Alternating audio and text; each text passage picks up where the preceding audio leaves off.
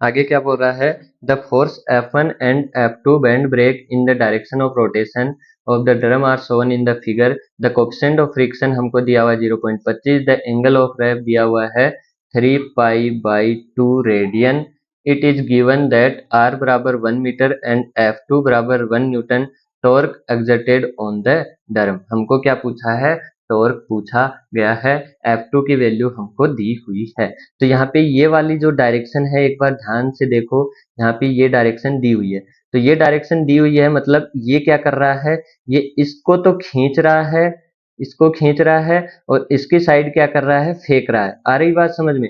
ये क्या कर रहा है, इसको इधर से खींच रहा है, अभी मैंने बताया, और यहाँ पे क्या कर रहा है, इसकी साइड क्या कर रहा है, धक्का दे रहा है। तो ये वाली साइड क्या हो जाएगी, आपकी स्लैक साइड, और ये साइड क्या हो जाएगी, टाइट साइड। ठीक है, ये टाइट साइड हो जाएगी, ये स्लैक साइड हो जाएगी। तो यहाँ पे क्या होगा, F1 डिवाइड बाई F2, हम क्या लिखते हैं, T1 बाई T2 लिखते हैं। वैसे ही यहाँ पे क्या हो जाएगा, F1 by F2 tight side upon slack side, और e की पावर क्या हो जाएगा, म्यू थीटा।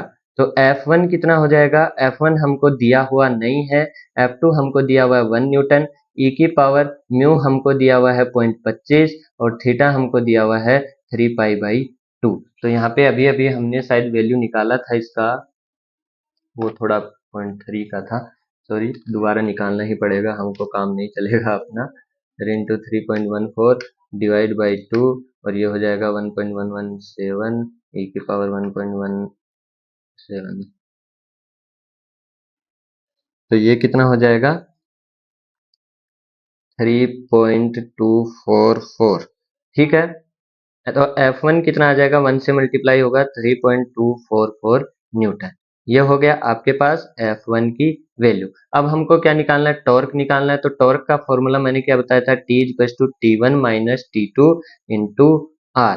तो T1 - T2 करो तो यहाँ पे क्या आ जाएगा, F1 - F2 इंटू R, और ये कितना हो जाएगा, 3.24 माइनस 1 इंटू R कितना है, 1 मीटर दिया हुआ है, तो ये कितना हो जाएगा, 2.2, और इसकी यूनिट क्या होती है, न्यूटन मीटर। ठीक है, ये हो जाएगा न्यूटन मीटर। अब देखते हैं अगला।